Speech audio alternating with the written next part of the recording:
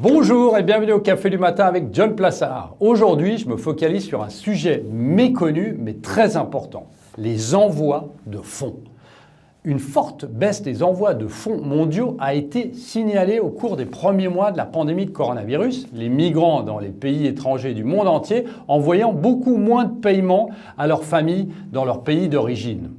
Aujourd'hui, les données montrent que les envois de fonds dans plusieurs pays d'Amérique latine, par exemple, connaissent une reprise rapide. Selon les données recueillies par le Pew Research Center, des pays comme le Mexique, la Colombie et le Guatemala envoient à nouveau plus de fonds en 2020 que durant la même période en 2019.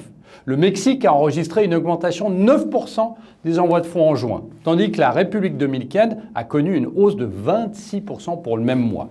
Beaucoup de ces pays ont connu une baisse à deux chiffres des envois de fonds en avril et en mai, le Salvador ayant même chuté de 40% en avril. L'importance des envois de fonds vers ces pays provenait des États-Unis, où le retour au travail a permis à la plus grande population d'immigrants du monde de continuer à gagner de l'argent et à le rapatrier en partie en tout cas. Les envois de fonds ont provoqué un afflux de fonds dans de nouveaux pays d'Amérique latine. Le Mexique a reçu près de 20 milliards de dollars en quelques mois seulement, de janvier à juin cette année.